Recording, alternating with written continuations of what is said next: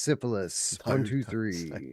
I do like how syphilis is the go-to Guys, word. guys, we are actually completely live right now.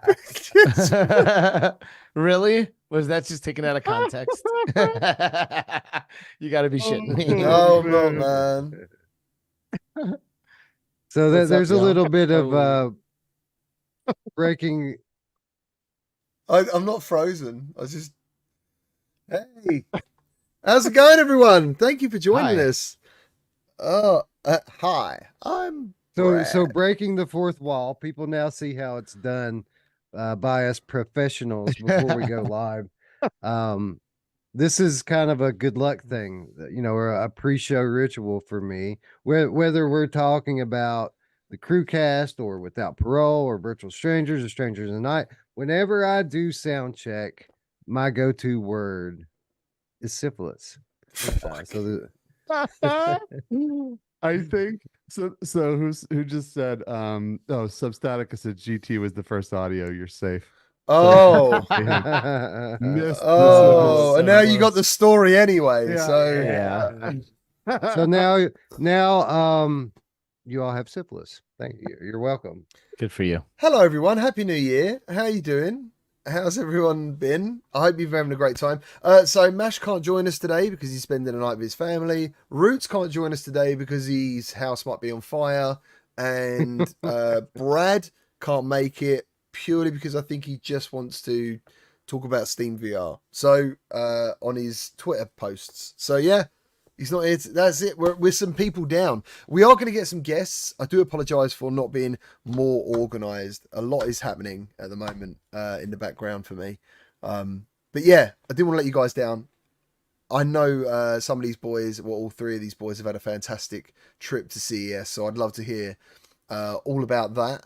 Have any of you guys gotten hands on with UEVR yet? A little bit. A little bit. What did you try? Well, at CES, Elliot from the Flat to VR team and Impact Reality team was at the Pimax booth and was actually using the Crystal to demo UEVR on the show floor at CES. Oh, is that the clip I saw where someone was trying to dip the baby in? Yeah. Yeah, because everyone does that. Yeah. Yep, exactly. Yep. So I got to do a little, was it Sackboy, Little Big Planet, and I got to do some Atomic Heart, which right, that's what it's called. Yeah, Atomic Heart. Yeah. Yeah. I got to do I guess the intro scene of that, and I was pretty impressed. Especially the Atomic Heart, first person game, immediately flipped into first person 6-stop VR. It felt right, felt good. The graphics, of course, were amazing. All the light, everything looked amazing. The Crystal did a pretty good job of showing everything off, I would say, too, with the exception of the headset just being too big for my liking. I've literally, do you know what? That is the one thing why I'm so scared to review it, because that one factor stops me enjoying it. It's too big. The idea of wearing it puts me off.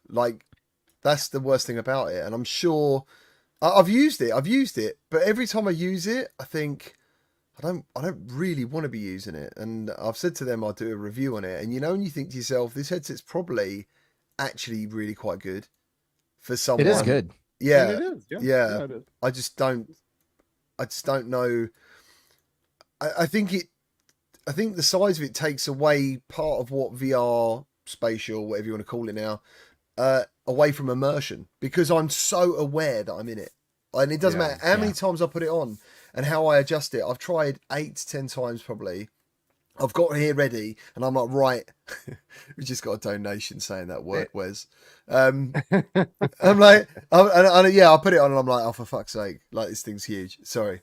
Yeah. Yeah, it's ergonomics are really important with wearables. Yeah. It needs to be a part of the conversation. You can't just throw it away, which I'll have more to say on that when we talk about other CES stuff. But when I played Little Big Planet, it was the first time that it kind of become aware to me how these aren't technically it's in VR, and yes, it's 6-stop, and yes, it feels really good and it looks really good, but when games aren't designed for VR, there are things that you don't think about, boundary breaks and stuff like that. So the water, for example, underneath all the platforms only went as far as it made sense for like what the TV screen would be showing. Mhm. So like there's the platforms and I'm jumping on them and underneath is a bunch of gorgeous, beautiful water. And that's just in like a perfect square. And on the outsides of that, everywhere around me, around the outside of like where I'm playing is just like, like the skybox or whatever. And the, And, Go ahead. and it's an interesting kind of metaphor that we're talking about here with the way that mods feel in VR versus the way that the Pimax headset feels, the Crystal. Because what you're describing on the software in here is not necessarily anything that's uncomfortable or game breaking, but something that just that you're aware of that breaks your immersion and takes away from your experience. And I would very much describe Pimax Crystal in that way as well. It's big and it's bulky and it's heavy, but it isn't uncomfortable. But like what GT said, you're aware of it. It's just big enough and bulky enough that you're aware of it being there, and that in and of itself is enough to break your immersion and bring you out of the game. It is, but at the same time, I'm going to say that I have had memories in the Crystal specifically too that I will never forget. Like the first time I put on, this is going to sound weird, but the first time I put on the Crystal and went into Kayak VR with everything maxed out in the graphics, and like it's like, oh my god, someone's going to do this and they're going to like legit question reality. yeah. Because like it looks so absolutely good. It just Yeah, looks it is good. insane. Really, It is really good. pretty. It Yeah. is a good headset. And that's what the shame is because it's so close. And Yeah. for someone like me who plays seated 90% of the time anyway, like if I had one of those here, I would definitely use it. I don't know it would be my daily driver, but I would definitely use it. The problem is one, it's tethered to what is becoming an increasingly outdated technology in the form of base stations, and two, No, the Crystal has um, inside out tracking unless you oh, specifically. You can do you're both. right, you're I right. think you can do You both. can do it. Yeah, You you can can do get the either. base station snap You're on right. thing. Right, You're yeah. right. My mistake. I've been off for 2 months, guys. Cut me a little break. Uh, you're right. So good call. The other thing I was going to say is that it's a bit overpriced for what it is. It's a pretty decent headset. Um, the visuals are excellent. Um, in terms of comfort, like I said, it's a comfortable headset, even with the bulk. Um, it's just a little bit out of my price range, especially considering you got to buy. Well, I'm gonna bite my tongue and say you got to buy controllers, but they may even offer controllers for it now. Yeah. I'd say It the does. other, So if, I know one other reason I don't like it is the setup process. It needs its own display port. What else does it need? Or is it DVI link? It needs a DVI slot. It needs two HDMI's, and it needs a power socket. So, like doing all that stuff as well as with the Quest, all I do is put the link in. Like, it's really hard. I literally, I'm a fan of convenience. That's all. I'm a massive fan of what is. Everyone is. Yeah, like I know, and that's the problem. Because I go on, I have looked around channels that do like the Crystal. Admittedly, a lot of them are Sims, like they're Sim enthusiasts. So that's awesome, that they're getting what they want out of this headset. But yeah. just to clarify real quick, Substatica saying it doesn't come on controllers. It does come on controllers. They look just like the Quest ones, unless you're going to use the base station cover thing to make it work with base stations, and then you would have to get your own base station controllers because there's no adapter for that. That's the other thing I don't like about it as well, is that you can't put batteries in these things. You've got to charge them up. And it's weird. That should be a good thing, right? That should be a good thing. But for me, it's not, because now I have rechargeable batteries. So literally, if these run out, I just swap the Quest ones, I just swap the batteries over and I carry on playing. Right. As these, I pick them up and I'm like, oh, I can't play for another 45 minutes because I need to charge them up first. There's little things like that, Yeah. Same thing as a gamer, you need that, right? Like the Quest Pro with its little charging station. I actually use that thing almost exclusively for work. I'll pretty much game on my Quest 3 every time I'm going to game now, unless it dies, and then I'll just jump over to the Quest Pro. But either way, like what I need to do for work, the controllers live plenty long enough for.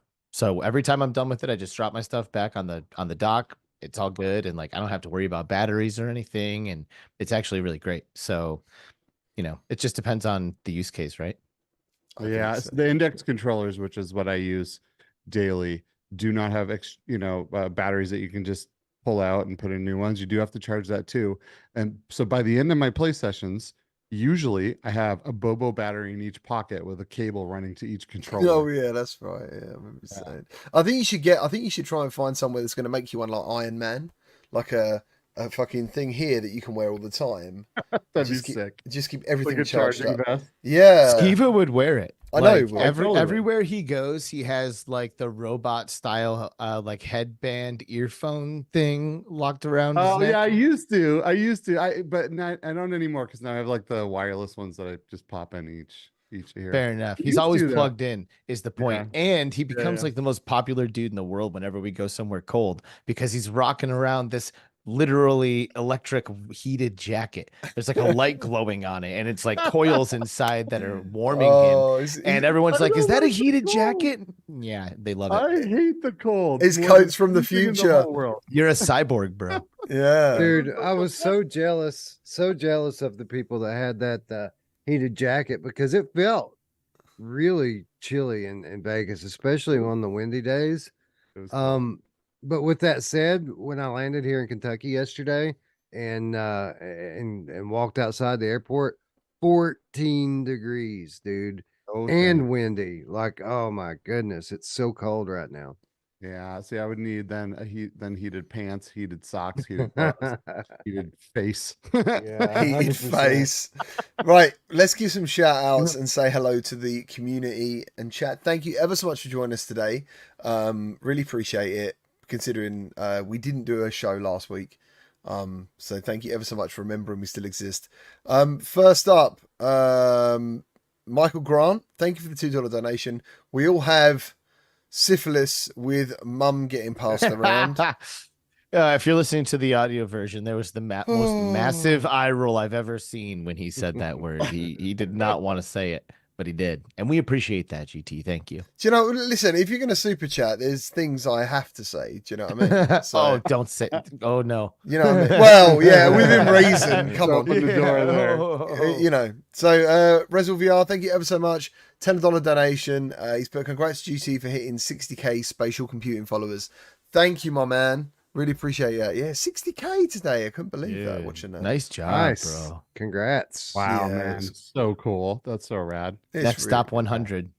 Yeah, that's what a couple of people said. I hope it happens. Yeah, What do you mean? I hope. If you just keep doing what you're doing, it's inevitable. Bro. just keep working. Keep working. Keep pushing the elephant up the stairs. Snow Toad has been a member for 11 months. Thank you ever so much, dude. Thank you. Yeah, I hope everyone's really well. I hope you've been playing some really cool games. Who's hyped for Bulletstorm? That comes out this week. Skeever's hyped. I'm Is so cool. hyped. I can't wait to Nice. play Nice. I'll be dropping my first impressions tomorrow, actually. Nice. And I haven't filmed it yet. I've just been scripting and recording and scripting and bloody recording. Vertigo 2 came out today for PSVR 2, Oh, nice. which is pretty awesome. Look at Wes drinking nothing. See that? Yeah, that was great. Oh, it's green. It's a green bottle. He was like, he just disappeared. What about the can? Does the can show up? A little bit. In front of your face, it does. But if you put it on the side, I don't think it does. I'm just Yeah. practicing my my mime skills. Nice. Did you guys see the Nintendo thing? You probably played it actually. It was at CES, wasn't it? The Oh, yeah. Citra VR. Oh, yeah, but I think it's pretty sure it's NDA. Well, she No, was it's not. she It's today. Oh, today? Yeah. Today? Yeah. It's out there, it dude. was sick. I didn't get a chance to check it out, but she was demoing that thing at the Impact Party, wasn't she? Yeah, dude, that's where I played it. It was ridiculous, man. I get to play Mario Kart 7 on that thing. It was so good. Yeah. Where the great. It fuck was- was I? Why Huh? did I not do that? I Yeah, don't know. I think we Wow, were what the heck? probably have in a budget meeting or something, um, but it wasn't like when I asked people what she was demoing. I forget who it was, but someone told me that it was a N64 emulator. Oh, I had no idea that it Screwed was up. a 3DS emulator. That's pretty significant. 3DS to this day is my favorite handheld ever. I love 3DS. I love So 3DS. Yep, it's yeah, good. yeah. so I So the literally fact that sorry. so go ahead. I know, yeah, literally. She gave access. She gave me access 3 days ago. I've got mixed results with it. It's a work in progress. It's using Citra. So I've looked right into this, learning about Citra. There's Citra Canary, Citra Night something that it's on at the moment, which is basically the one where everything's tested as Canary means Canary. Canary is like the one that's like it has beta features. So she's gone with the one that is more stable. And the good is like when you play a game like Mario Kart, and especially Ocarina of Time. Now, bear in mind that Ocarina of Time has never been remastered since the N64, but only on N3DS. Only on 3DS can you play a better version of that game, and it looks 10 times better than it does on It's 3DS. really good. It looks insane in this app. Like it looks. Is it 3D? Yeah, it's like Yes. it's like looking at a VR window Mhm. in virtual space, like in the mixed reality, and also like the bottom screen, the touch screen. You can use your touch controllers to navigate it. So I also played Kid Icarus, and Kid Icarus was like you had to do all the aiming with like the virtual stylus. Yeah, it is when it works, it's fantastic. Sonic Generations is amazing, but to be honest, I think in its current state, it's going to be very hard to find apps that really run really well.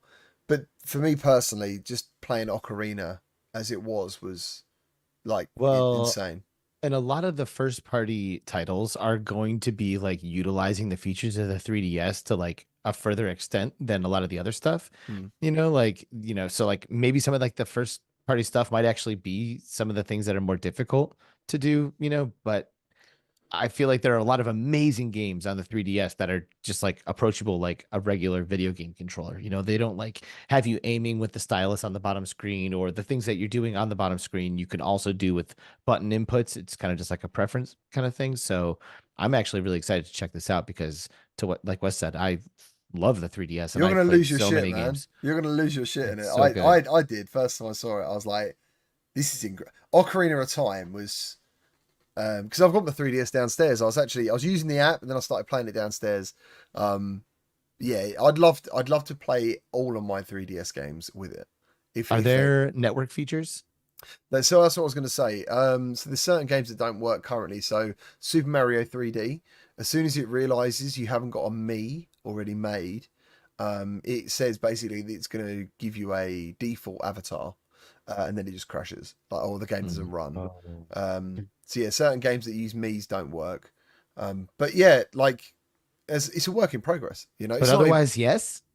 Oh, dude, like it's insane. One, it's like free. we could all jump into a Mario Kart party and all race each other in our headsets on the 3DS version. So in the comment section, someone's actually put a link to be able to have a server to play Mario Kart 7 with it. Yeah. What? Nice. Oh my god, dude! Can we please do that? Can we I please? thought it looked Let's when I go played do it Mario right Kart now. Yeah, for real. When I played Mario Kart 7, it just looks so good because it upscales the games too, right? So Yeah, that's what I'm trying to say. Yeah. They look They better than just ever. Mm-hmm. Yeah. Great. Yeah. I went, as I said, I went back to playing Ocarina on the 3DS and I was like, I mean, this looks good, but the 3D is better on the Quest 3. And the games are like upscaled amazingly. They look they look brilliant. Ocarina of Time, A Link Between Worlds, Zelda, also play that. There's like a game that's kind of like an MMORPG called Fantasy Life. Play that. Pokemon X and Y, play those. There's like a million amazing games on the 3DS, dude. Super Mario 3D World or Land, Super Mario 3D Land is so much fun. You ever played that one? Yes. It's amazing. Yeah, I think so. Like And full 3D. New Super Mario Bros. 1 and 2. Oh, 2. Classic. one Yeah. was on DS. Yeah. Mhm. Well, the original DS games should work as well, right? Just without the 3D support. Technically, I yeah. would- Yeah, but they don't. I don't know why. I tried that as well. I tried like 15, 16 3DS games and a few DS games. I tried every because you can also like mess around with the stereo, 3D stereo, like how much So you. so the slider does work. Like the handheld had a physical slider on it. Yeah, so the app to has one. That's incredible. I don't That's know. so If, I cool. was just going to say that I don't know if it makes any difference because I didn't actually get. Well, it must make a difference actually. It made the games flat, but I didn't push it past 50% because 50% for me looked quite deep when I looked into the window, and I didn't increase that. And my whole aim of my testing was to try and get these games to run because one of my favorite games is Star Fox. Hmm. On the 3DS. I think it's amazing. It might have been the 64 remastered. I'm not sure, but that game just runs at like 10 frames. It just does not work at all. And it didn't matter what I did. I was putting down resolution scaling. I tried. There's a Vulkan engine. I tried everything for ages, and it just didn't Dude. work. But Animal Crossing New Leaf. I Animal put, like, Crossing probably works. 500 hours into that game. Like I played that every day. Yeah, I mean, it was my first Animal Crossing experience, granted, but I loved it. By the way, something I want to clarify, a couple of people have mentioned in the chat, asking about like the legality of this. Technically speaking, if you own the game, it is not illegal to play and use backed up ROM versions of it. So Yeah, and there's also a way. So I personally don't know how to do it. I'll just be honest. What I did do was download the ROMs that I've got as games, but there is a way using a 3DS that you can upload the information from the game directly from the 3DS. There is a way of yeah, doing they it. have like these like action car replay, I think it might be called, but yeah, there's like devices that you can purchase that you can plug the cartridge into. I mean, allegedly there's devices. Mhm. Well, You this can purchase that this you- like this lady who I think helped invent AirLink for Oculus. She actually gave me like a guide on how to do it. I just went old school and just Oh, nice. yeah, I just went old school. But there is a way to do it. But yeah, Wow. it's really cool. It's a shame people are like that with this stuff because the games have already been sold and they've already made their money. So the only people who are going to make any money on this now is just reselling secondhand versions of the games. So in my mind, I kind of think to myself, you're only keeping things alive, but it's Nintendo. So Yeah, Nintendo's weird about this stuff, man. They're notoriously ruthless in protecting their digital property going back to square one, day one. yeah, So I you have get to it. be really careful. They're Yeah. kind of like the Disney of the video game world, you know, like they have a reputation not only for excellence, but for like approachableness and like being able to be accessed by like anyone, regardless of how old you are, what language you speak, all that kind of stuff. And I think a lot of their decisions are because of their like integrity. Like they don't want these like weird versions of the games running on these emulators that they didn't develop because they can't control the quality of that experience. Like you're playing Pokemon on a keyboard and mouse. That's not the way it was intended to be played. And they want to be known for being excellent and having the best gaming experiences out there. So I don't know. If I had to guess, that's where I would say it's coming from. This like weird place of like ultra hardcore integrity and like being unwilling to let weird cheap versions of their stuff be Yeah. floating around out there. Yeah, I mean the whole history of we're going right off on one here, but the whole history of Nintendo and the seal of approval was because of the game market crash. There was just so many shit games out there. It kind of reminds me of Steam a little bit. That people were just spending money on. Obviously, there was so many games that people probably couldn't review them. I don't even know if there was review websites. And the final nail in the coffin, as most people know, was the ET game. And people just lost all faith in it. You know, they're spending good money on these consoles, getting no good games, and that's where the seal of approval basically come from. Is that it was more about quality than quantity. So yeah, I love that. yeah, same, and I completely get it. Yeah, literally, like before even coming on it, I've been editing my live video to take out. When I first uploaded that video, I put in like, yeah, this is where you get the ROMs. This is how you download the ROMs. So I literally edited out 45 minutes of my video just before the show and took out the links. All I wanted to do was just make it easy for people. But yeah, But here's something really interesting that is very, very related to this. This is a really great segue. I'm happy about this right now. oh, that's good.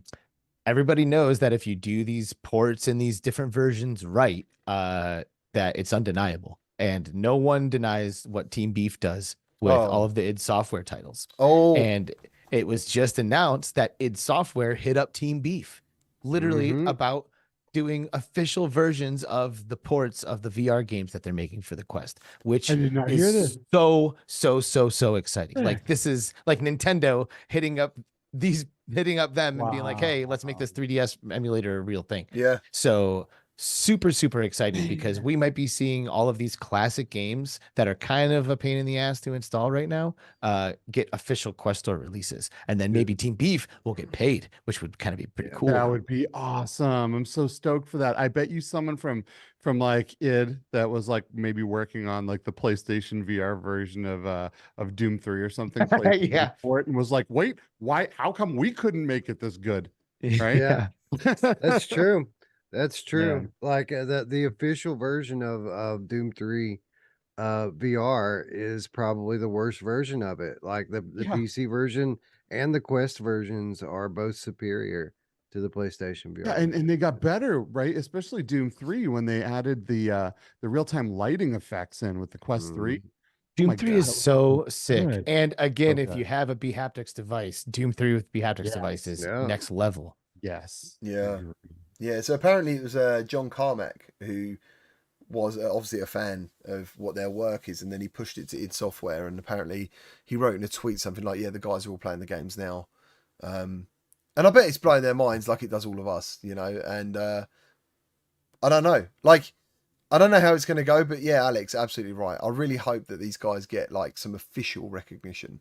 Well, this just goes back to what we were talking about last time when we were talking about the potential for the Prey Dog mod to eventually lead to more official VR ports. You know, Prey Dog put this thing together as kind of a tool set for other modders to come in and finish out specific mods for individual games.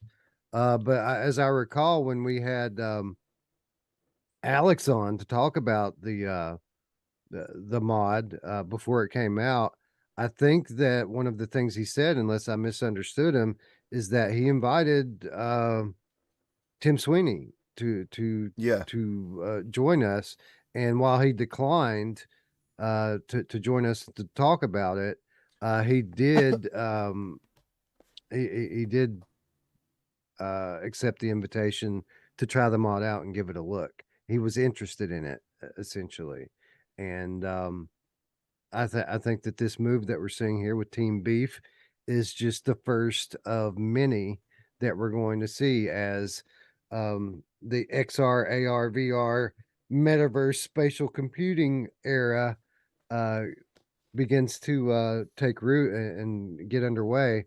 We're going to see a lot more stuff like this take place. Yeah. And it's incredible. Rezel brought up something really cool, which we should speak about. The bHaptics is coming to PSVR 2. That's true. That is shout out to Eric. Shout out to Eric, by the way, for breaking that news. Eric. Because it hasn't officially been announced yet by bHaptics, as far as I'm aware. But Eric got the green light to go ahead and put it out there. So yeah, in March, starting with Breachers. Was it March or was it May, Skiva? Am I getting that right? I thought it was March. Yeah, I think it's March. Got to double check though for sure. But yeah, it's such a big deal. I mean, right now it's only Breachers, right? But I mean, that opens the door for so many things. Breachers is such a good game, especially with haptics, man. It's just so good. I love my bHaptics, and I still wear it. Any game that supports it, I have that thing on. A lot of times I put it on just in case the game supports it. I don't even check. Just put it on. Like, yeah, like I see a lot of streamers do that as well. They just wear it. Like they don't even know if they're going to use it or turn it on. It just looks cool. Yeah, it just looks cool. That's true. Makes me feel like. Well, I'll tell you what. Here's something. Here's something to think about. A little food for thought. You know, depending upon the game and the integration, there's always kind of been this debate Do I play a game on PC where I can use my B haptic suit, or do I play a game on PlayStation VR where I get the headset rumble and the dual sense controllers with the adaptive triggers? Now these games are going to get the best of both worlds. You're going to get that vest, you're going to get the triggers and the headset feedback, and you're going And to get the HDR. ultimate. Yeah, the HDR. You're going to get the ultimate experience on PlayStation VR because of this.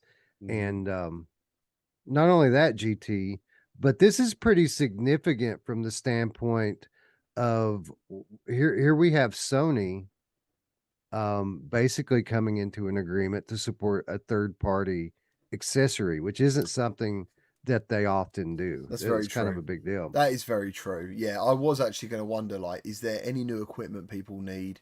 Like, how is this going to be supported? I'm assuming it's just going to be a Bluetooth app, and that's going to be it. Like, that's all they need to do is a Bluetooth app. Yeah, But and I this mean the opened difference between this and like a wheel, for example, is that the wheel you can just plug in via a cable and like the mappings translate. So it's not like the same type of integration is happening here, like with the Behaptic suit, like it has to be wirelessly connected via the Bluetooth. So it has to like have some path to navigate its way to connect to the game through that. And it has to be natively integrated by the developer. So there's like a lot more that goes into making this happen, and it's definitely hopeful to see it. Yeah. This could open the gateway for all sorts of different kinds of accessories down the line. For example, the long awaited wireless peripheral that makes the PSVR connect to the PlayStation wirelessly. We could see something like that now come from a third party, thanks to B Haptics kind of leading the way here with Sony. Yeah, I was trying to think about PSVR, what third party we had for that, and I think Aim Controller was more first party, but I think the worst thing that seemed pretty cool for about a week was the 3D rudder, like that. Do you remember that? Where's the 3D rudder? I do, I unfortunately. think do I might remember still that. have one. I think I might. I really wanted to try it. I never got to try I it. think I got sent a prototype and a prototype ground gripper. And yeah, it was kind of fun. And then it was one of those things that you just would never use. You would never Right. think about using it. In fact, I often forgot I even had it.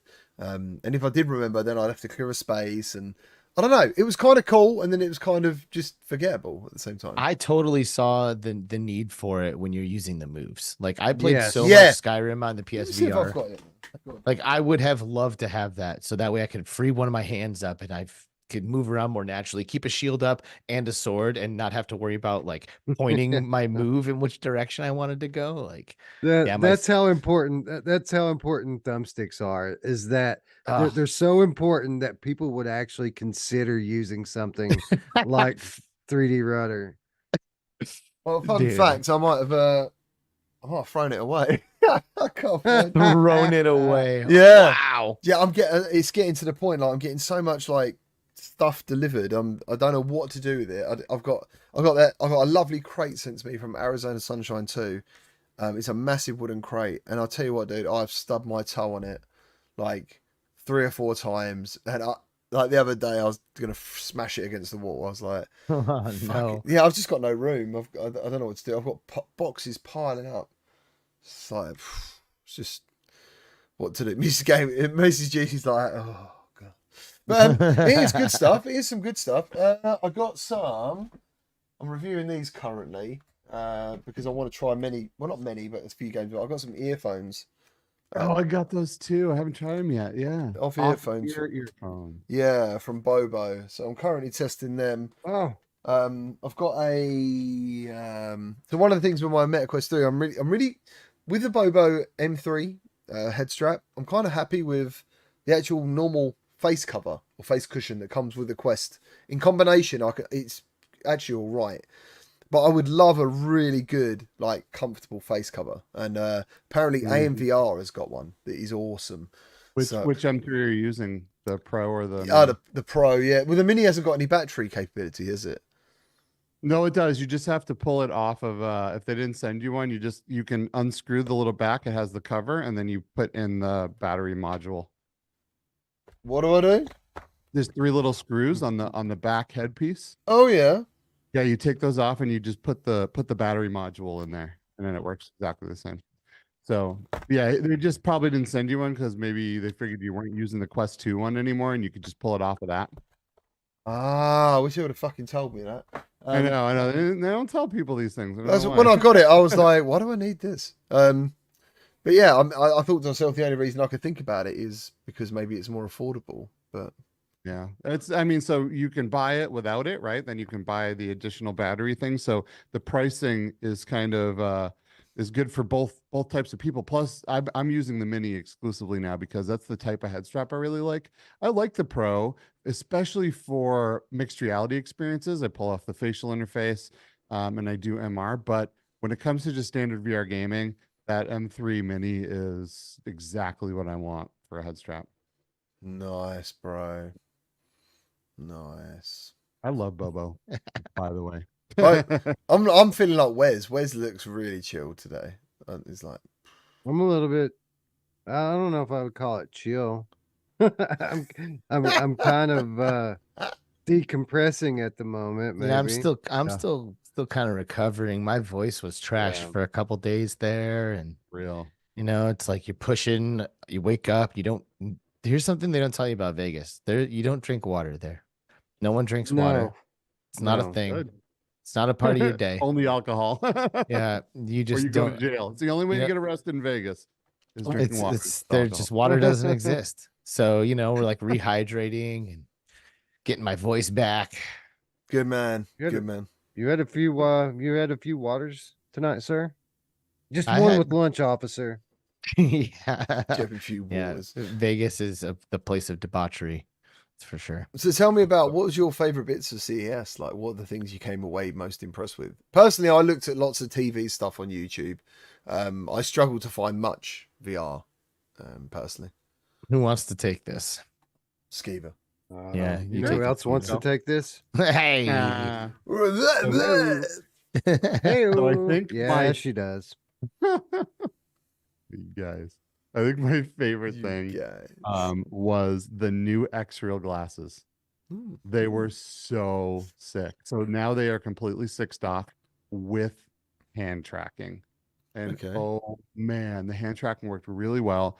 You can pin screens to your walls. You can have screens all over the place and look around and they stay exactly where you put them. You can even hook it up to like smart home equipment. We were controlling lights in the room by literally grabbing the switch with the hand tracking, moving it up and down, changing the coloring in the room, switching between different sets of media, watching videos, on a screen here while there's like websites over here and like spreadsheets going on over here. It was just so sick and it looked incredible, and the colors and the resolution was off the chart. I think the only complaint I have is I wish the FOV was a little bigger. I was just but, going to ask that because I had yeah. I had the old X-Real. I think they only really work with Android as well or something. Is that not the case anymore? Do they work with iOS? That's a good question. I don't know. I mean, I tried them with I think I tried them on a Steam Deck, on a different handheld thing, and on a phone. I think the phone wasn't Android. I didn't ask if they work on iOS. They probably. I think they I have do now. used- I think. I've Wes used asked- Rokids on an iPad and on a iPhone. Wes, but I what did they don't know tell how- you when you asked them about Apple? When I asked them about Apple, did I Yeah, ask like- them about Apple? did you not, when we did the demo at X-Real, you were like, "Yo, is this Android only?" Was that not you? It might have been one of the QTC guys. Anyway, I think the story is that it's for now it's Android, but Mm. they're working on Apple support. Yeah, it makes sense. I mean, because now Apple, so the iPhone 15 and above has USB-C with DisplayPort out. So it should technically work, and so does the iPad that uses USB-C. But the previous versions, the 14 and before, had Lightning and did not support exporting a display via the cable. Yeah. So I don't know if it's not coming, if it's not out yet. I'm sure it's coming, right? Because other glasses work with it. So. What was the other AR headset that was like white, quite big? And what was it? It was it's like a tabletop one. You laid down the. Oh yeah. Yeah. The Oh shoot. Tilt 5. Tilt 5, yeah. So like yeah. with Tilt 5, I found one, it displayed at 720, which is a little bit disappointing, but it was still a very cool effect. But again, FOV. So what sort of FOV were you getting? Have they got a number? I think they said it was 45 degrees. Oh no, Mm. it had to have been bigger than 45. It's or It maybe it's seemed 50 closer to something then. Seemed closer to 60 or 70. I don't know. It was pretty good. It just wasn't like you could definitely see it, right? When you move your head, you see the screen cutting off where, it's not the complete edge of the glasses yet. So Yeah. yeah. What's holding them back? Is that It's 52 degrees. Oh, is okay. it cost or is it processing power? Or is it a combination? Has anyone asked? I asked them about FOV and they said that it's hard. Yeah, it's Fair enough. difficult. It's Which difficult. which is a shame too, because I was really impressed with it overall compared to kind of last year's version of the see-through AR.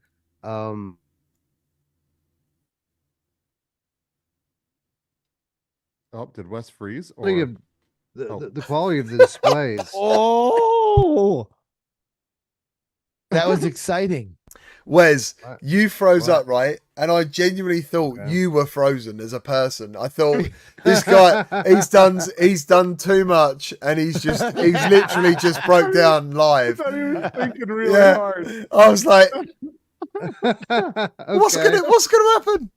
Oh, I that's was like, amazing. oh yeah, I could tell that like you guys never froze. So like I could see your reaction and I'm trying to figure out what did I do? That's great. Oh, that's fucking classic. Anyway, what I was That's- saying is that the displays in this thing were amazing. Like, right, they were they were super crisp and clear and colorful. But what I was trying to say is one of my only kind of real, negatives with the thing was the vertical field of view was a little too small. right. So again, they're getting closer, right? The AR is getting closer to where it needs to be, and this one this year was so much more advanced compared to last year that it's certainly something worth getting excited over, but it still isn't quite there. And, yet. and you're right. It was only the vertical, huh? The horizontal field of view, I think, was really, really good.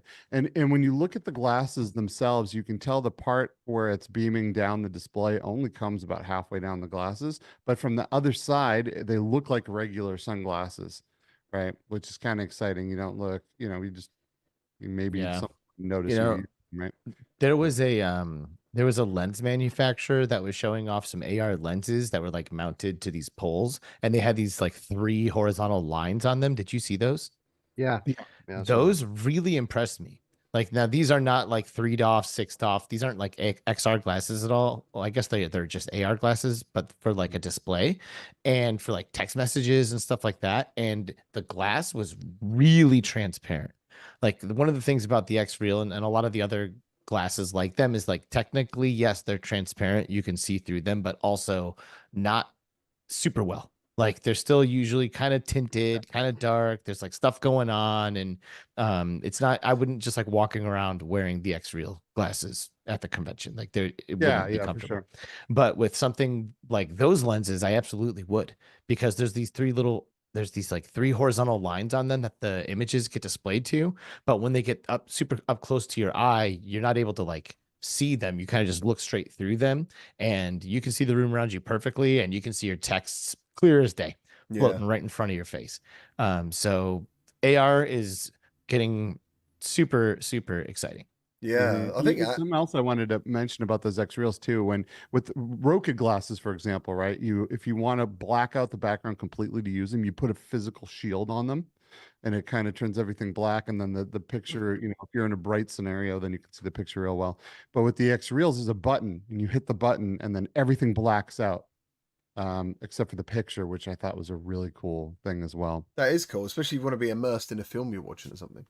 Yeah. And that's awesome. and Skiba mentioned the colors, but I just want to reiterate the colors. Like Oh, the so colors good. in these glasses So good. popped so hard. It was like very, very, very vivid. I was very impressed. And that's why I kind of said at the beginning of this, like, who wants to take this? Because all three of us would have basically said the exact same thing. Yeah, Like, yeah, for everybody real. who put these glasses on was like, okay, yeah, Yep. this is pretty much the coolest thing I saw at CES.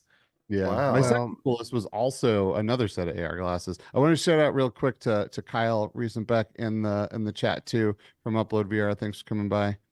I was going to Yes. do that. That's what I was going to do. I Oh, thought, nice. I thought I know that guy's name, and I thought, yeah, I'm pretty sure this is. So I looked him up, and I thought you guys must have like bumped into each other at CES, surely. Oh yeah, absolutely. Yeah, Yep. cool. Yeah. Yeah, Reverend Kyle. He's the best, man. He's rad. He obviously runs Upload, right? But he's also just an awesome dude. Super good friend, really good guy. So shout out to Kyle. Beautiful. The other glasses I saw that I really, really liked are the Vuzix glasses. And I saw them in AWE too and really liked them, but they had a brand new pair that had just come out like the day CES started. And with Vuzix, you're not watching movies. That's not what they're about, right? They're not about media. They're about giving you a HUD and giving you information and giving you useful information. They tether wirelessly to Bluetooth on your phone, and it runs real-time translation. People can speak to you in a different language, and it puts subtitles in your view. Oh, I'd love which is that. super sick, right? Yeah. And it's almost real time. Or if you're in a loud situation, it can be English, right? And it's just giving you real time translation and heads up display of what that person's saying. But also it connects to ChatGPT. It can do real time fact checking. It can send you a summary of the conversation you just had after you had the conversation. There's things like, if you're out golfing, they showed us a golfing demo, right, where it puts up like the club you should be using, how far to the hole, like all of this stuff.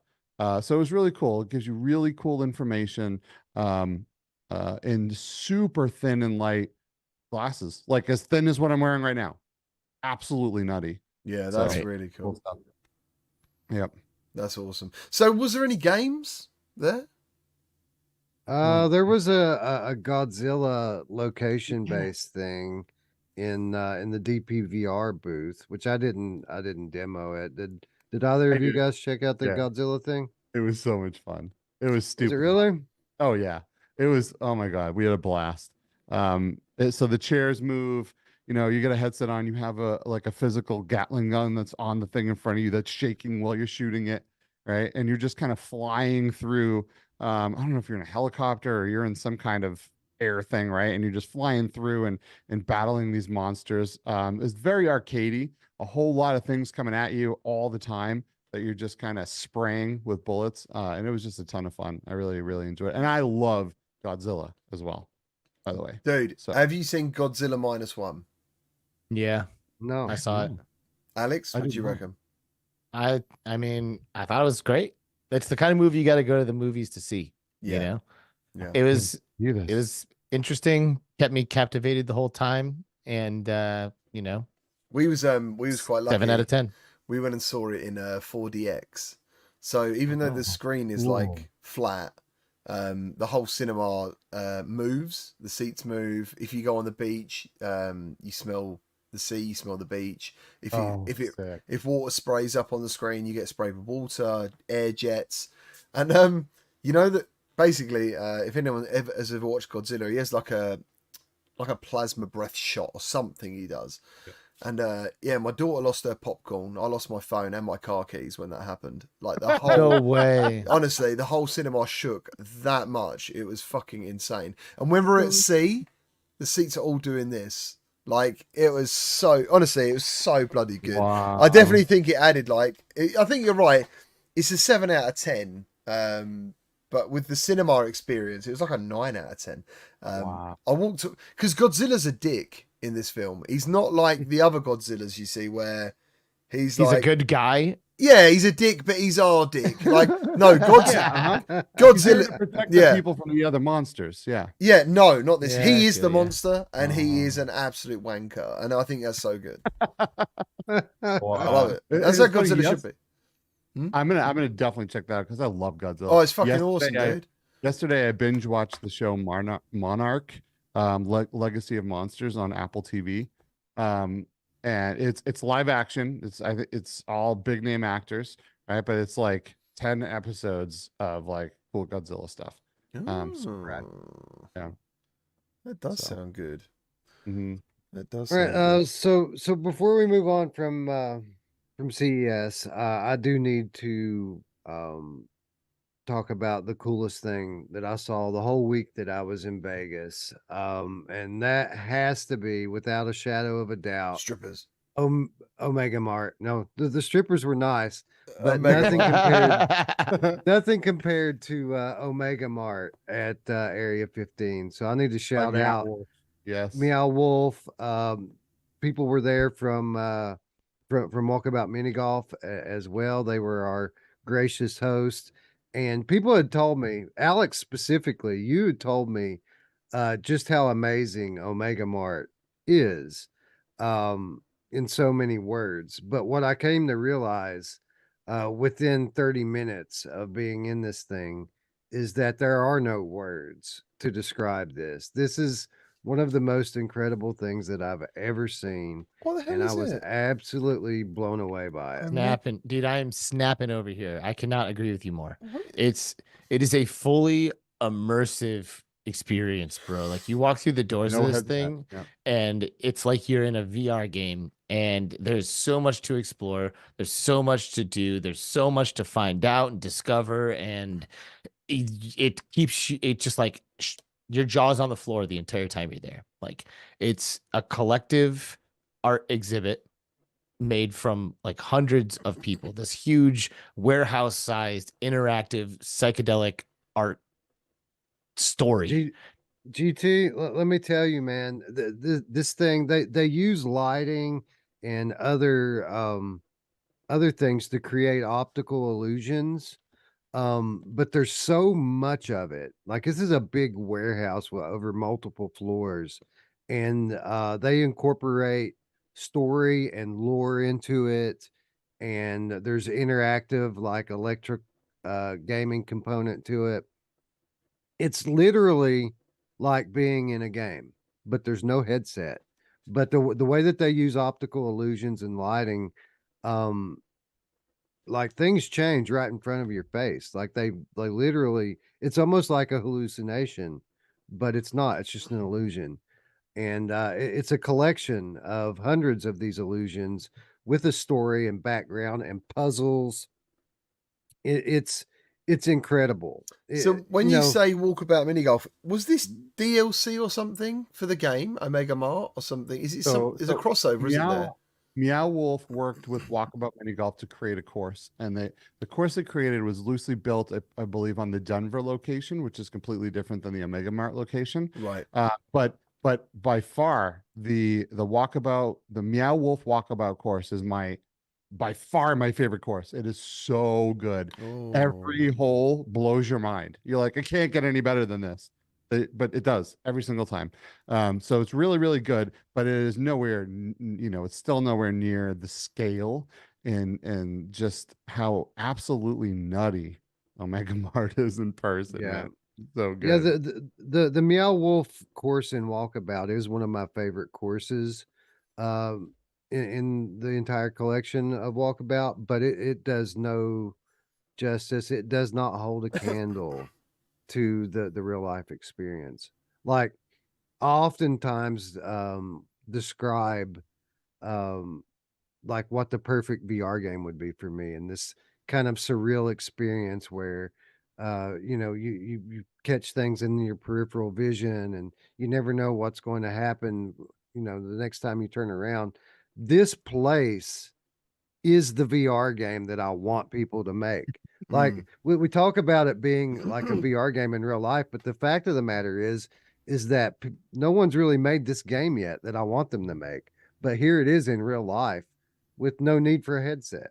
It's just And dude, incredible. you could go back. Like you Yep. were there for like 5 hours Yep. or whatever, but I promise you there Yep. is more to learn, more to Yep. discover, like more details to find. Like, and I mean, it's crazy because most people who go there don't do enough. And I shouldn't say like they don't do enough because it's like that I'm like setting some kind of expectation of how they should enjoy it, by all means, you can go there and just like walk around like it's just like a regular museum and just be like, cool, cool, cool, cool, cool, bye, You'll miss and so dip, much. which a lot of people do.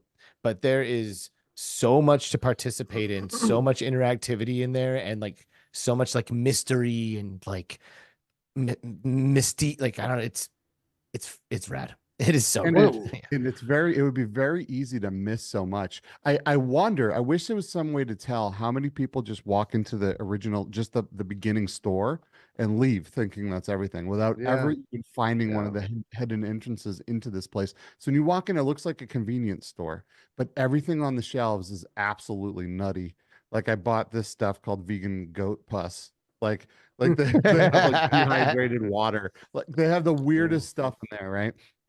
But you could just walk through, and if you don't open like or like really poke around in things, you might not even realize. So one of the ways in, there's 7 ways into the actual experience when you're in the store, and one of them, like you open the freezer to grab a Coke, and you notice there's like this weird hallway doing this, full of like ice and Cokes everywhere, or like sodas, and then you walk through into the insanity. But I feel like you could actually just go through the store and be like, well, that was kind of lame. It wasn't worth the entrance fee, right? But like it's like that throughout the whole thing. You could Yeah. miss entire massive sections of this place if you're not really paying attention. There's like little mouse holes, places you can get down on your knees and crawl through into like new sections of the building. It's just so crazy. It's man. amazing. One of my very favorite rooms that I enjoyed. Um, Most people walked right through it without even noticing what was going on with it. And it was that room I took you back into, Skiva, with the Yeah, colored lights and the yeah, strobing effect. Like you don't really understand what's happening unless you take the time.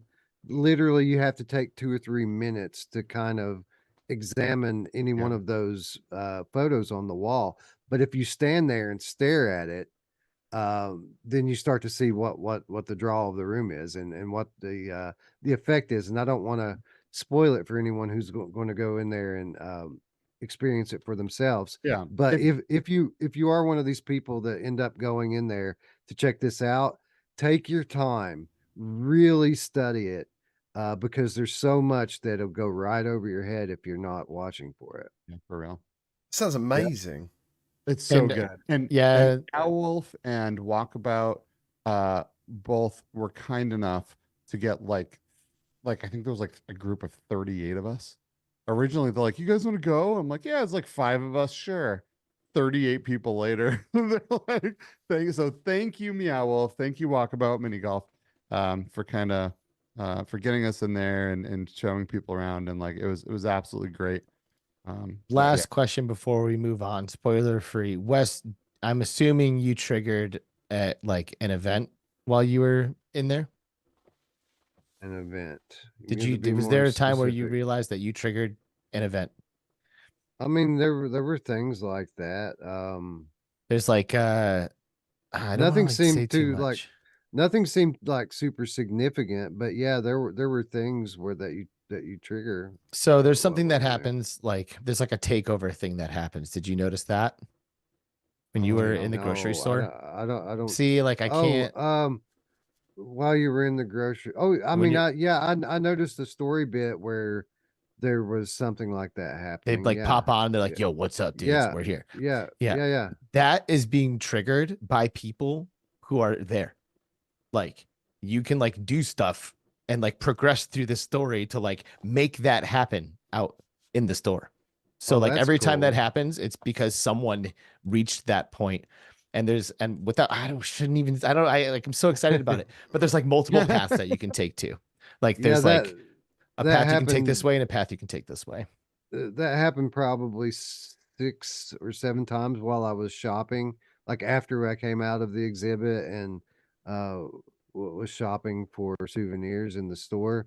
It was probably 6 or 7 times that thing got triggered. Yeah, it's hard to miss if you spend enough time in the grocery store section. But it's just crazy, like, because I saw it too, and then I realized later, oh my gosh, I'm gonna make that happen now, and So I think that's enough on Omega Mart. Everybody buy One more tickets thing. to Vegas.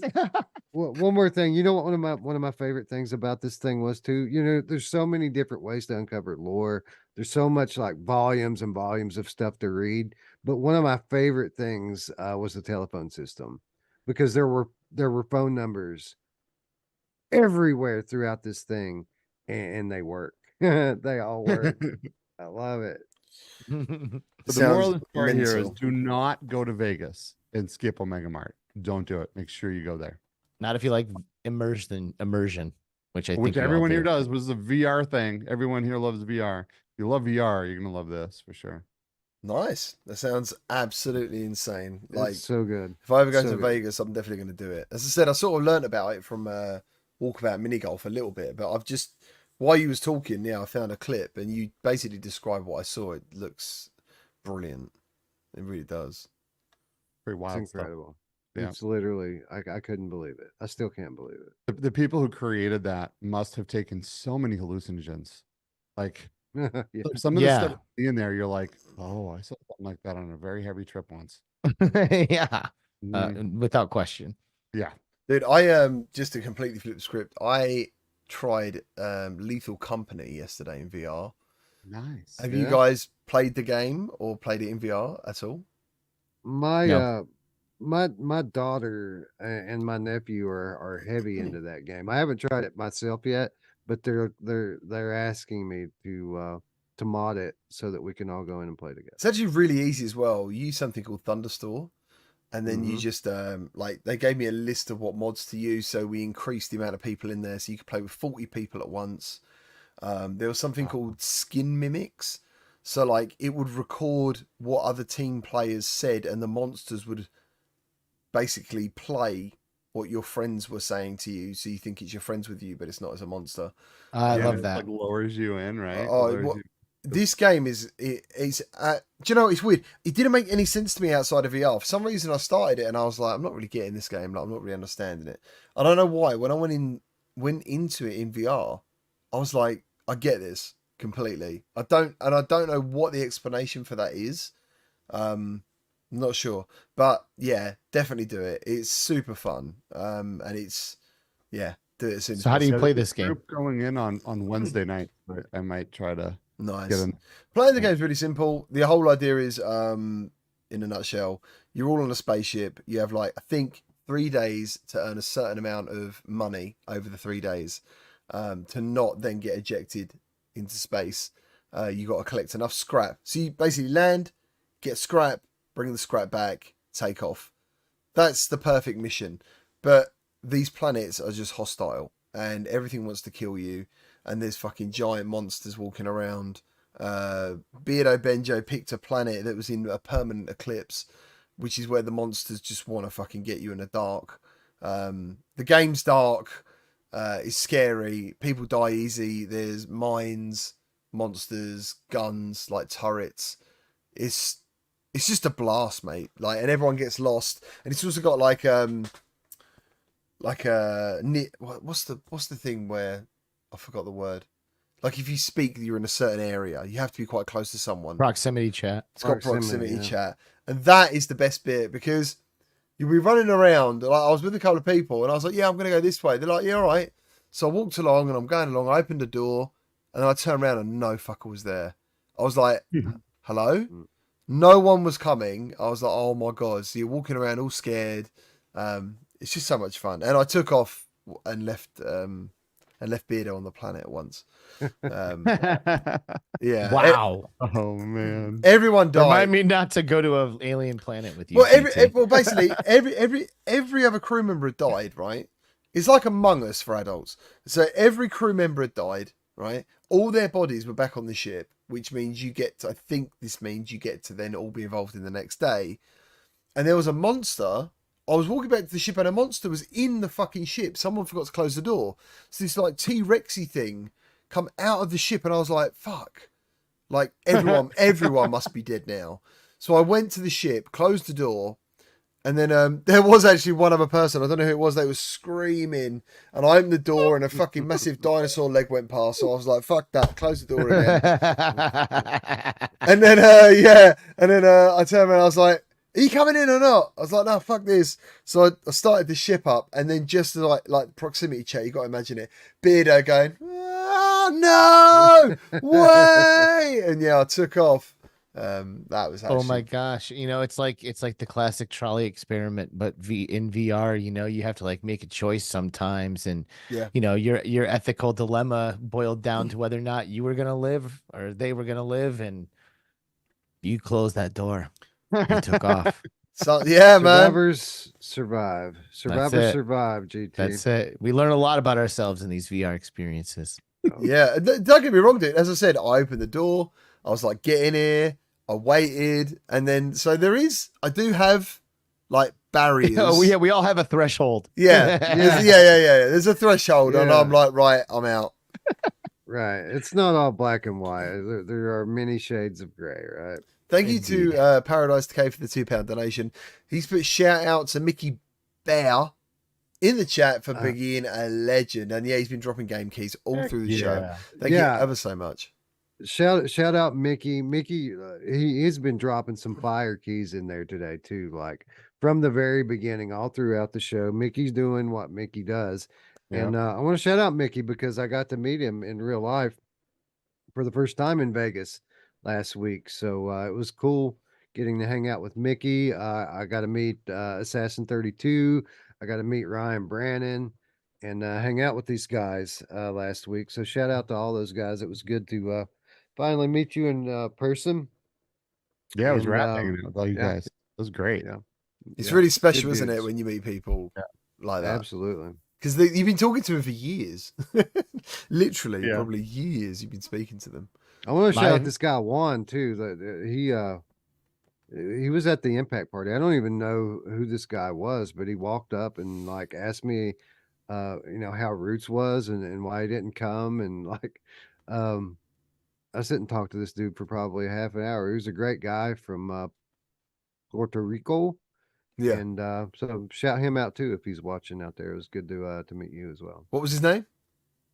His name was Juan. I don't remember what his last name was.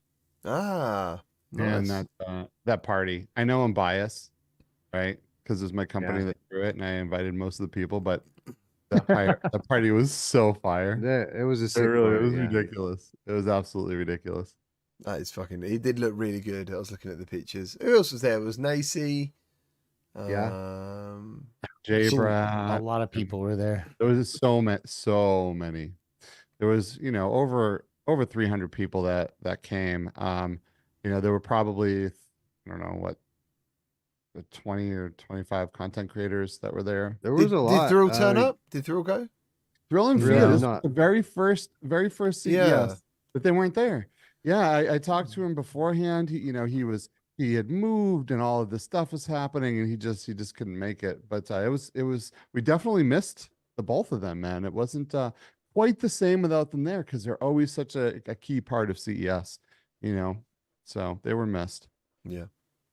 Yeah, certainly. But I mean, there were quite a few content creators there. Sebastian Ong was there from MRTV. And Marco. Cass and Sherry were there. They're wicked. I love Kaz and Cherry. I love them so much. Yeah. Yeah. Reese the Yes, King yeah. was there. Yeah, Reese Reese is was there. cool. J So- Brat was there. So real quick, I gotta say so Marco and Reese. So Reese hit me up and was like, dude, I'm coming to America. Can you like take me to shoot guns? He froze.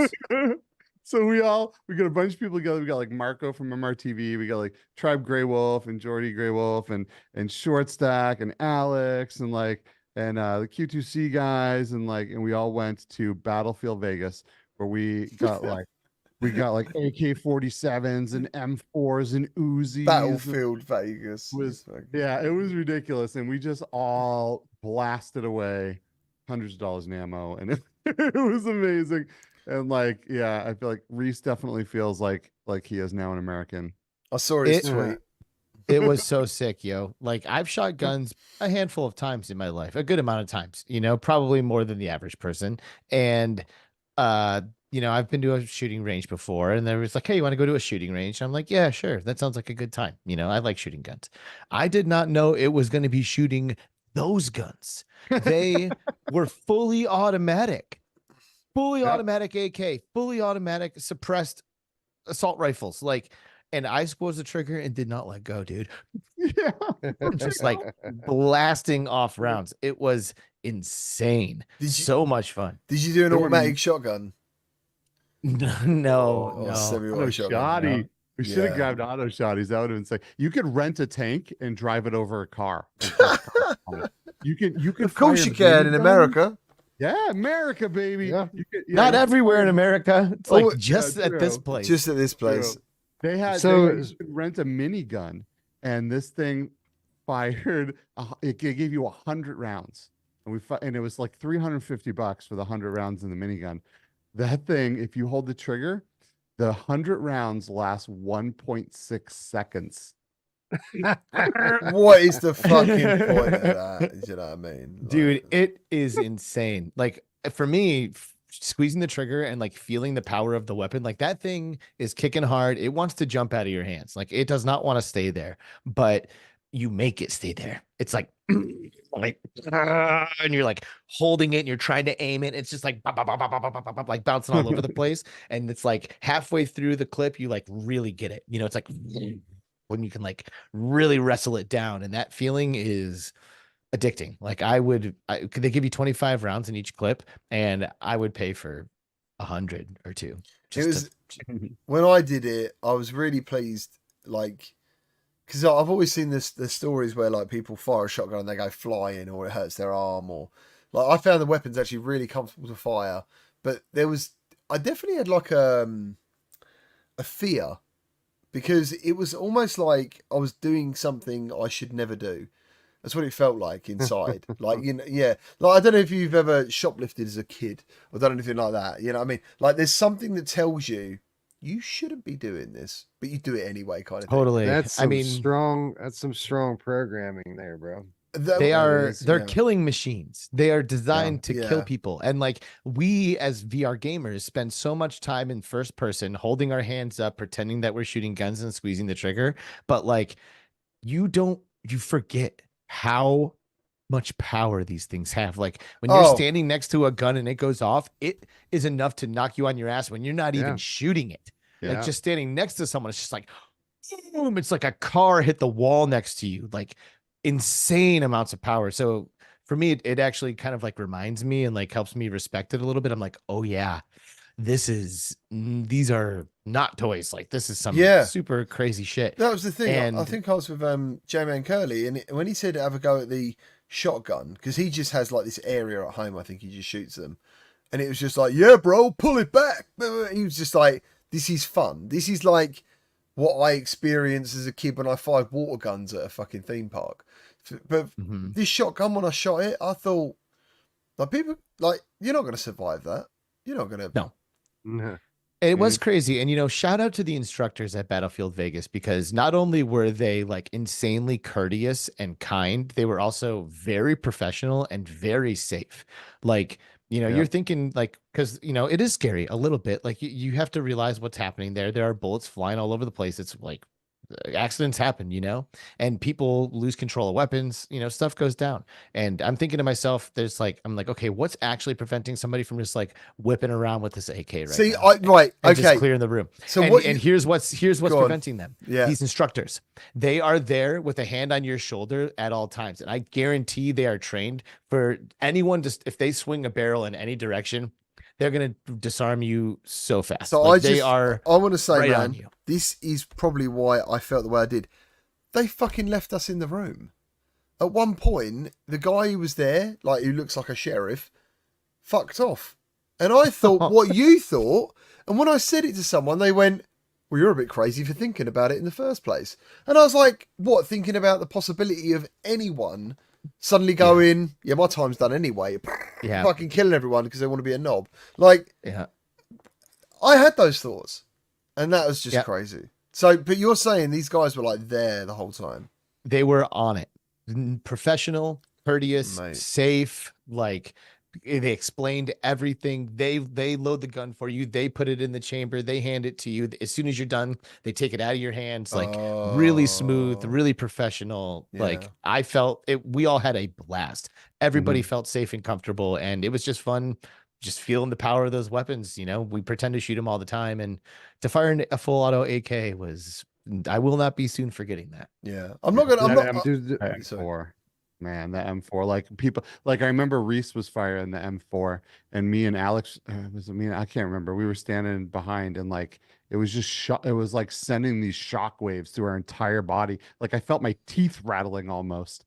Like it's so much power. It's really amazing. Yeah. If anyone's they in the have, Discord, I'll send you the. I've got a video of my time with it. Especially the shotgun. That was just fucking insane. Just to be clear, it wasn't that no one was there all the time. There was one guy, but he did at a point, because I was watching him. He walked out, and there was two rooms like side by side kind of thing. And I thought, at this moment right now, no one is here apart from us and some woman with a old mum or whatever. Like I was just like, this is fucking mental. Like I didn't know. Living on the edge, baby. I mean, yeah, but so like at the same time, like, you know, me and Alex live in a state where you can hide any kind of a weapon on you. You don't even have to have it showing. You can go to the Yeah, bank, with the gun. same here. You know what I mean? Like, oh yeah, and Yeah. West. So there's guns everywhere all the time where we live, and people don't do that. You know what I mean? And there are places, obviously, there's shootings and stuff like that, but the states like where I live and where Alex lives, you don't see shootings because everyone else Right. has a gun. So the Right. person with a gun doesn't have the power. You're gonna get killed if you pull out a gun. Exactly. You don't. You know what I mean? And the people here respect weapons. You have to be 10 years old legally to fire a gun in the state we live in. So 10? kids learn early. They learn early and they know how to, you know, so it's just different. It's a different culture. You're not gonna pull a gun on someone because 10. Yeah, you're gonna get I had shot. my first gun training and certification at 15 years old. I was, I mean, I didn't have a license to carry, but I had the gun safety certification when I was when I was 15. I learned it at camp. So, and what Skiva says is true. When you look, I mean, it's a state to state thing. Each state gets to decide how they want to control guns and to what extent. But it's the states that have the most lax control on firearms that have the least amount of gun violence. It's the ones that are more regulated that have the highest incidents of gun violence and murder. Well, Take from that what you will. guns Yeah. are just cool. That's all I give a shit about. They're calling And video by the way, games. VR. By We're the always- by the way, GT, do they have places in the UK where you can go like pay to use bigger knives and swords? Yeah, joke, actually, by do you the know way. they do have like they do have medieval fighting here. Actually, I think with guys. Oh, and do they? swords. Yeah, but no. So like you can go to like what have I done? I've done clay pigeon shooting. That's pretty much all you can do here is play unless you're, I guess, into hunting. Which is fun too, actually. I've Yeah. I've done clay pigeons multiple times. That's a great time. I thought you was going to say hunting was fun, and I was going to be like, I don't know if killing things for a laugh is good. yeah. But, yeah. Oh yeah. Well, it's not. Not It's for not me. for a laugh. I mean, maybe it is for some people, but most Definitely for people some I know people. that most people that I know that hunt, they eat what they kill. Yeah, as long as they have to eat it, that's fair enough. Mhm. If there's no shops, near them Yeah, stuff. and they say it's population control stuff too, right? Like yeah, that's why pest you control, get tags pest and all control. that. Yeah. That's Yeah. true. Yeah, Yeah. yeah, that's true. We do get pest Yeah. control. And it's delicious most of the time. Game on Scorpio said there is gun ranges in the UK. Well, there you go. There is gun ranges. I just don't know anything about them. Yeah, full auto is probably not something that I don't- exists there. I was gonna Again, say- I've never seen that before. I don't think we're gonna have any fucking miniguns that we Yeah. can that we Yeah, can. you could get, man, you could get on a helicopter there and fire the miniguns off a helicopter.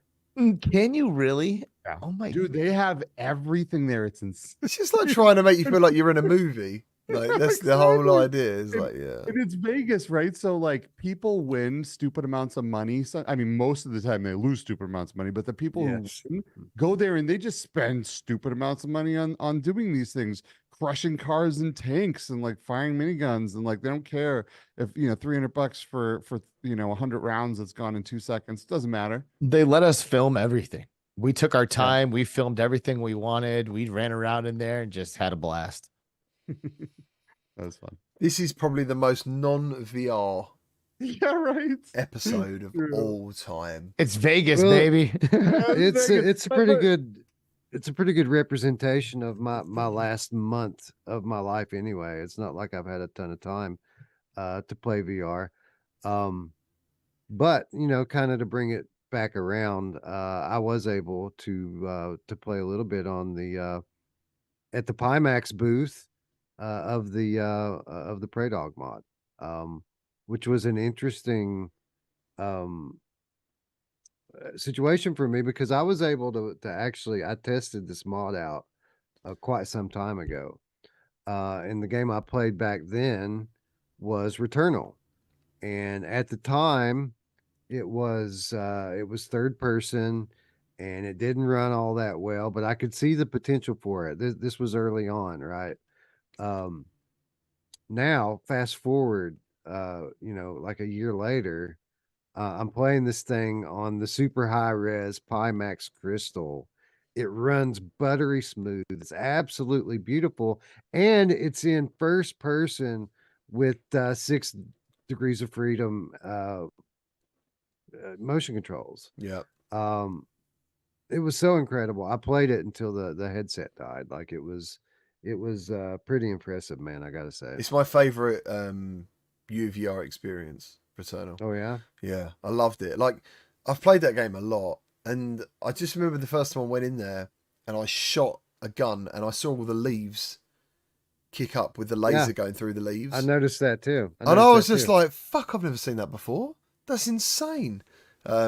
Yeah, that was good. And it's a beautiful game. Yeah, that is probably the best experience. Not everything works really well, but yeah, I mean, it's actually going back to what you said right at the beginning, Alex, when we was talking about it. Like, I don't think UEVR is there to replace real VR games. I think it's just there to give people an option to play certain games as close to a real VR experience. And it shows developers what's possible, which is perhaps the best part about it. Yeah, for sure. Like that, as we were talking about earlier with Dr. Beef, they might actually see this port and go, "Oh wow!" Like Returnal, for example, that so needs to be in a first-person VR experience, and it's hard, and you could probably tone down the difficulty a bit, but I could play it. I got to the first boss, so. Yeah, the kind of most difficult thing for me to deal with playing it right there on the show floor was the controller mapping for the dash. Oh yeah, they had the dash mapped to the same controller that you use the stick to move. yeah. So to dash, you had to stop moving and press the dash button. Now supposedly it's easy to remap the controls on it. So I don't know. I haven't played with it enough to find out. But other than that, it was a pretty great experience. Sweet. I saw your tweet earlier, Substatica. I think he's been making Ready or Not UEVR mod. So yeah, that sounds fucking cool. And Paradise just Decay. having the ability, Sorry, go ahead. just having the ability to play what you want. Like I've seen a lot of people just poop on this mod, right? But the fact is that you don't have to use it. But then the people who have PCVR that really love a game, and if that game works well in this mod, then it just gives you a whole new way to experience that game, right? And as time goes on and people really dial in this mod, this isn't UEVR isn't something that you should, with all games, just click inject and go. There's a lot of things you can do to make your VR experience really pretty top notch. And then as time goes on, a lot of these profiles are going to get built out. People are going to really pinpoint which ones are really, really good. And it'll be easier and easier to really experience a lot of these games in the best possible VR way that there is. So I'm stoked that this thing exists. I'm stoked that so much of the public now has the ability to create their own profiles, and they're Yeah. sharing things, and they're in Discord sharing profiles. And like I would love to see a system, like some kind of like a Reddit system where people get to upvote the profiles that work the best, that they like the most. And That'd be cool. yeah, so I think there's so much potential here, and I'm so glad that this is a thing. Now on to the Unity injector. Did you guys Right. did you guys get to play Contractors Showdown, the alpha? Oh yeah, Yeah? What do you think? dude, Yeah. that game is gonna be so big. Yeah, I can't wait. My God, that game is so good. Yeah. Wow. I'm glad you liked it. Yeah, it's so good. I feel like it's going to be the maybe the closest thing we've seen to the success of like Tabor. Might be Contractor Showdown. The way they get all of those people in there, the size of that map is just insanely large. It's so big. It's so good. The guns are awesome. Man, Yeah. they just did an incredible job. I That's just only don't, why 45 and not 50 though? It's 45 players, which is awesome. But Yeah. why 45 and not 50? That's a good question. Like why Is it a why? solo queue? What's that? Is it a solo queue? What does that mean? Like, do you queue into the game by yourself, or do you? Oh Have no, teams? you can do both. You can do squads, you can do solo, if that's what you mean. Yeah, that is what I mean. What's yeah. the size of the squads? I don't know. That's a good question. When I played, squads was not yet enabled. Oh, Word. right. Was it 9 or 5? Yeah, that's like I'm like trying to think of like what would make Oh, that.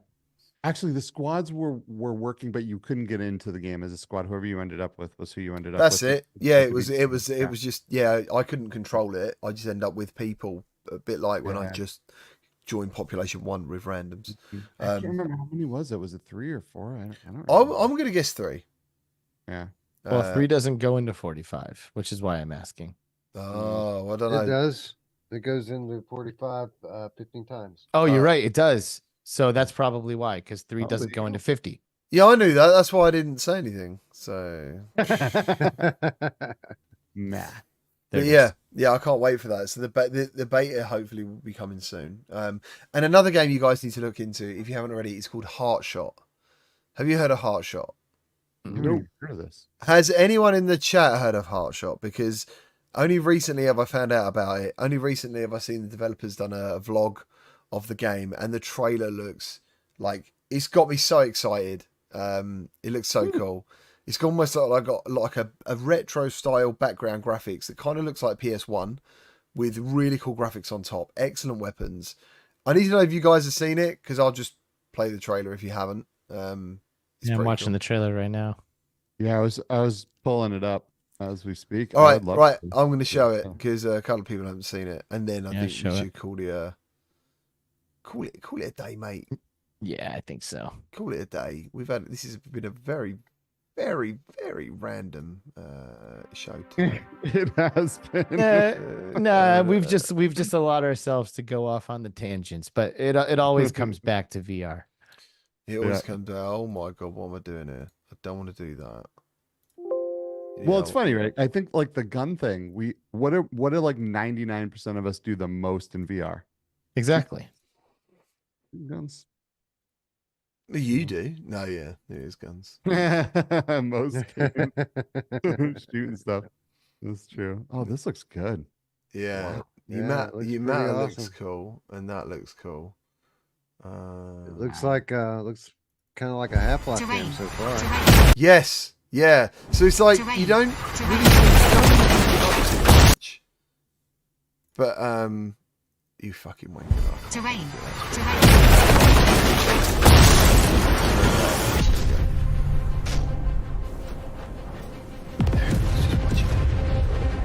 A good trailer, if nothing else.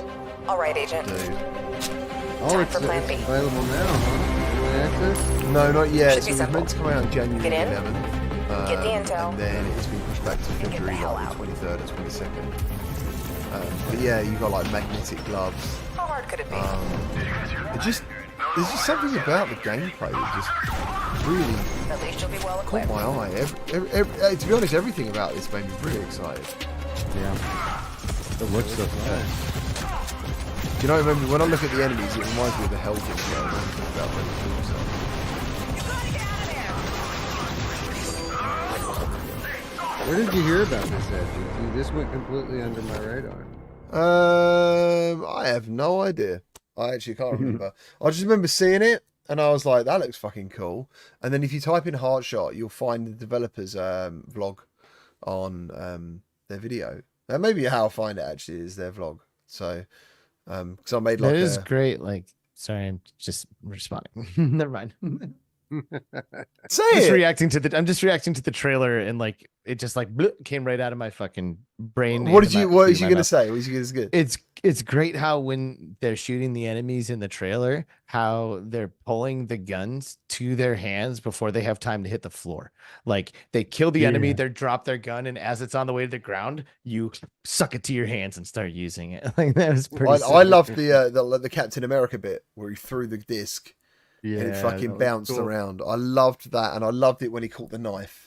Oh, dude, the knife part was my favorite. He chucked the knife and the guy catches it. I was Yeah, like, it's just been such it's just been such a long time, I think, since I've seen a trailer like that, and I got quite excited. So, yeah, that went into my top 10 upcoming games for the year. in mine now. That's for sure. Yeah, it looks nice. I don't know if I go top 10 with it, but I mean, it looks pretty awesome. We got some good stuff coming this year, man. Yeah, Um, yeah. What are you most excited about this year that you can actually mention? Wes. Oh, I mean, I'm pretty excited for Arcan Age. Like that looks amazing. Um, I'm very excited for Madison VR. That's coming soon and looks really awesome. Yeah. I mean, there's a ton. I mentioned obviously as we spoke about Contractor Showdown, but I'm still hoping that this is the year we find out about that Alien game that Savias right. mentioned. Yeah. That was summer 2022. Was it? Yeah. Wow.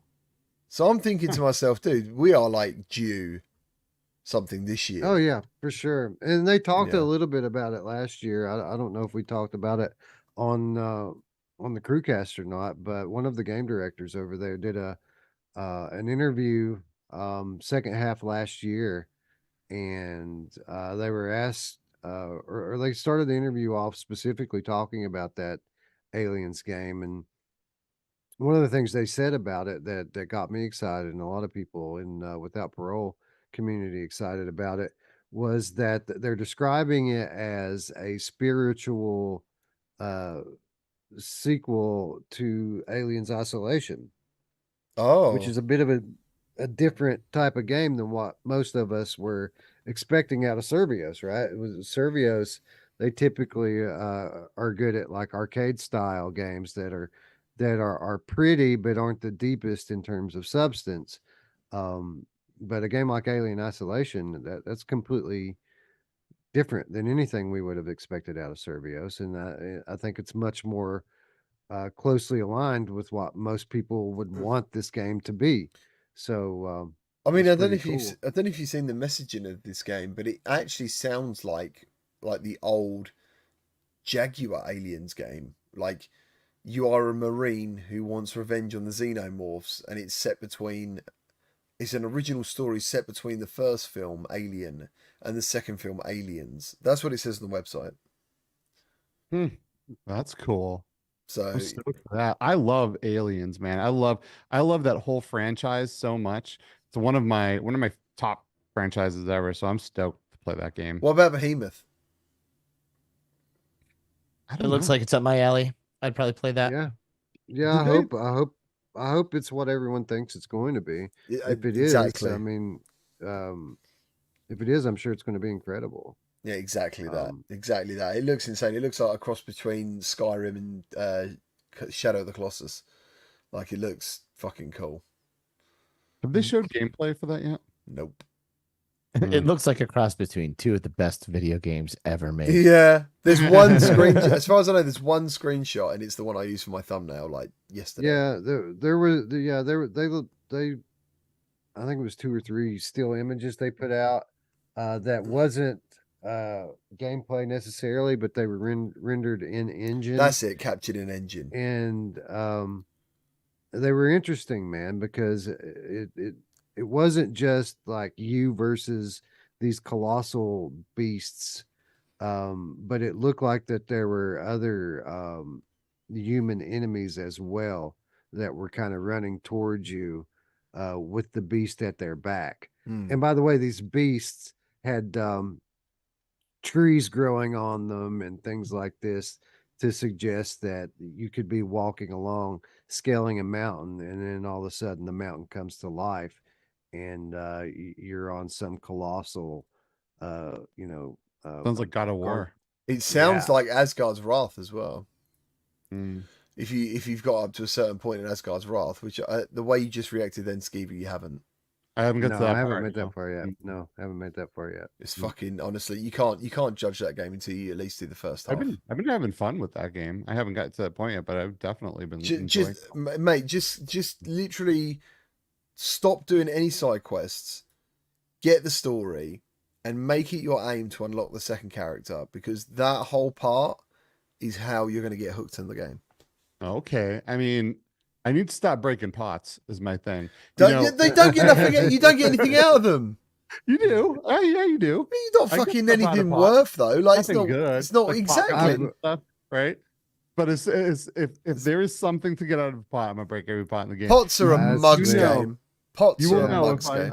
if you, I break if- everyone, literally everyone. too. I break I them have all. broken every single one as well. yeah. That's why you ain't getting nowhere. Like, fuck the pots. That's why they quote. They're like, oh yeah, well, how long is this game? Well, it was 60 hours. Ah, Yeah. but have they broke every pot? Right, it's 100 hours. Yeah, that's all right. Okay. Right. People you will pass the pots know. up and don't break them. It's like a 15-hour game. You will know that in real life that if I come to your house and break every pot and box in your house, I am on the most epic quest ever.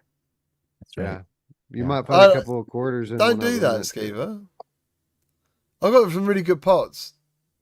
And there ain't shit in them, so it's not even worth it. Right, You never know. It's the one time you find something in them. What you're saying? You're going to you're going to be in my house. Like I'd say, come around for dinner, Skeever, and then you'd break my pot, thinking something good's in it. If I do, I'm on like a really epic adventure. Yeah. And you could come in and break a really good pot and find some really good pot. Yeah, right. Hey. Hey. And on that bombshell, thank you ever so much for joining us today for the very first episode. It's very random. I do appreciate you hanging out with us and just chatting. Thank you ever so much for all the donations, especially one from Fifth who gave, I think that's Australian $5. Thank you ever so much. He put, love watching GT and Beardo play Phasmo and Lethal Company. I have got Lethal Company footage that I didn't edit today, and I should have. There was more I wanted to do. But yeah, like we had a blast. So thank you ever so much for that. It was a great time. Yeah, so thank you to Skeever and Alex from Between Realities, because I didn't get to do my normal introductions because we started talking about bloody syphilis. And yeah, thank you to Bloody syphilis. That's Yeah, that even makes worse it than regular worse. syphilis. Yeah, that's way Oh, worse. man. thank you to Wes from Virtual Strangers. Wes, what's actually right Between Realities? What's happening with the show this year, boys? What's happening? When's it coming back? We're coming back soon. I think not next Friday, the Friday after, or is it next Friday? I don't even know. I gotta look. It ain't that Come back, soon. Alex. We're not that ready. Probably not. Hopefully, I'm gonna maybe say hopefully at the beginning of February. Right, Yeah, we needed this First extra Friday, month. February. Let's go. Let's That shoot. sounds like a good plan. We're actually figuring it out right now, live on the show as you guys are listening. Steven, what do you think? So Welcome yeah, to we'll the figure it PR out. meeting. But while we were in Vegas, I ran up to Steve and I was like, "Hey, dude, all right, when we get back from Vegas, we're gonna figure out Between Realities and get back up and running." So that's what's happening. That's next on our agenda. Cool. Excellent. And what about you, Wesley? What's your plan for Virtual Strangers? Yeah, so we've been off the air now for over 2 months, right? It was early to mid November when we stopped doing shows, and you know, for a variety of reasons, we haven't come back. We intended to come back at the beginning of January, But we've had some personal stuff going on, and then CES, and then a lot of stuff has kept us away. But I hope to return this week with the 2023 show. And basically, all that we have left now is to record the guest segments. If we can get the guest segments recorded this week, like I want to, we should be back this Sunday with the 2023 show, the most epic VR podcast of all time. So yeah, the plan is to come back Sunday. Beautiful. Excellent. So I'll definitely be tuning in Sunday to watch that, man. So there we go. Hopefully that gives you all something to look forward to coming up. And yeah, thank you ever so much for joining us. Thank you for the donations, as I said. Thank you for the likes. Thank you for the subscriptions. And we will see you all next Monday. Hopefully we'll have some people back. Like Brad couldn't make it today. I can't remember why Brad couldn't make it today. He thought I said tomorrow. So I think he will be here next Monday, I think. Pretty certain. But take care, everyone. Thank you, and bye-bye. Have a good week. Have a great week. Have a great week. Yeah. Have an amazing one. You know? It's limitless, isn't it? You know it. Limitless. In it. In it. Coming to your all houses. Limitless. In it. Porn shop.